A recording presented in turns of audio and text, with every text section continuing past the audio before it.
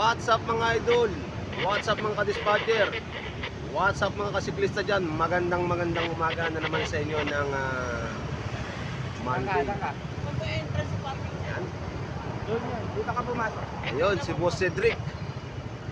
Mga siklista nagbabalak pasukin ang larangan ng cyclist. Ang ipapangarap ko sa kanya, baka pag naging addict siya sa pagbabike, tigilan niya ng magkantin mga idol. Sa pagbabike kasi mga idol, merong kaming tinatawag nagiging pagiging addict. Addict sa mga napupuntahan na mga magagandang lugar, pati yung pangangatawan mo magiging fit na naman. Kaya pag pinasok niya yung siklista, igagala ko siya sa ang gusto. What's up mga driver? Isa good Monday na naman tayo. Pumasok ko sa parking ng Marlin. Ay talagang ang lahat po ba ay pagtapi na.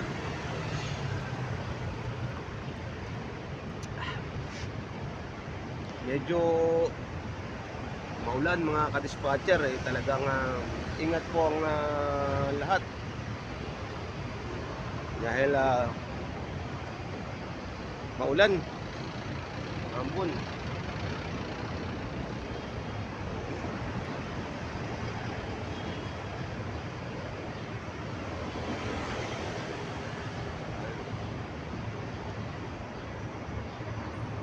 Ang tao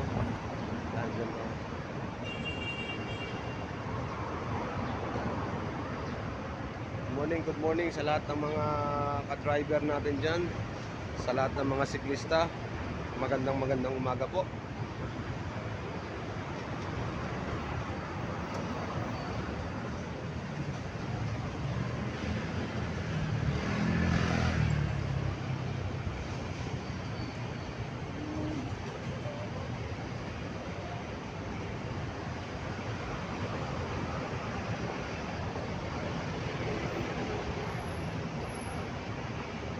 Kahapon mga ka-dispatcher, nag long ride tayo, naghala-hala loop lang tayo, naka 90 km din tayo. Sarap din pumadya kahapon dahil medyo makulimlim ang panahon, pero hindi naman umulan, ayos lang. Kailangan nating ibalik ang sigla ng ating pangangatawan dahil medyo tumataba-taba na tayo.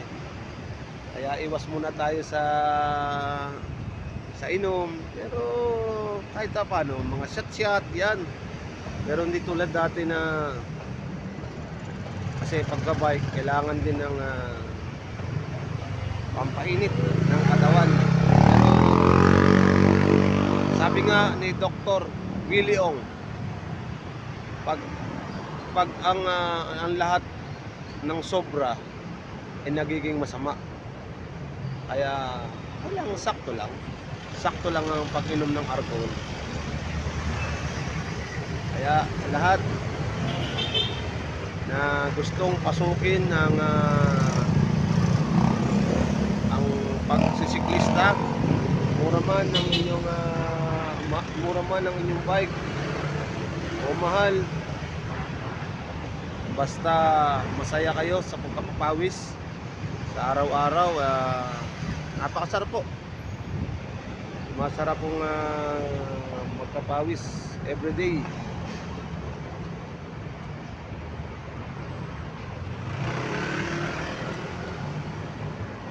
Samplong sakit ang kayang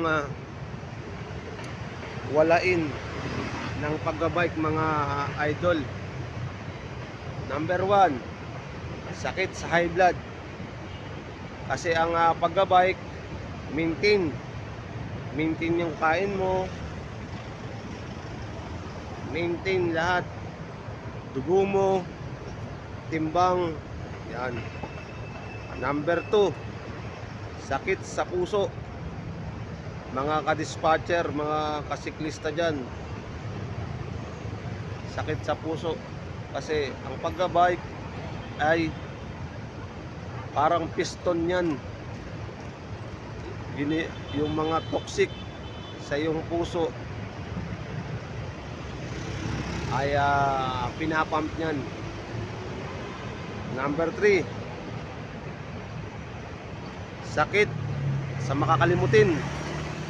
Kasi po mga kadispatcher, ang mga siklista po, active po lagi utak niyan. Kaya napakasarap po ng pag-bike. Number 4, kidney stone. Ang mga siklista po hindi po nagkakasakit sa bato. Dahil pag uminom po kami ng tubig, kami po ay laging nakakaihi ng maayos. Number 5, nakakababa siya ng timbang, mga idol. Dati akong napakalaki ko. Pero nung kaya pa natin papayatin yan, mga isang buwan pa, balik na ulit tayo sa sa ang ating ng katawan natin. Kaya po sa lahat na gustong pasukin ang siklista, mga ka-dispatcher, mga ka-driver, subukan po natin. Napakaganda. Matatanaw nyo po yung mga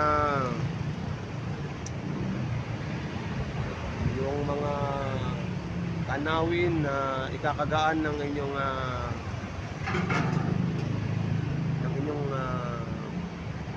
kalooban. Kung kayo may problema, ibulong nyo lang sa hangin at sa kabundukan, na kahit pa paano tayo naghihirap, may kalunasan sa ating kahirapan.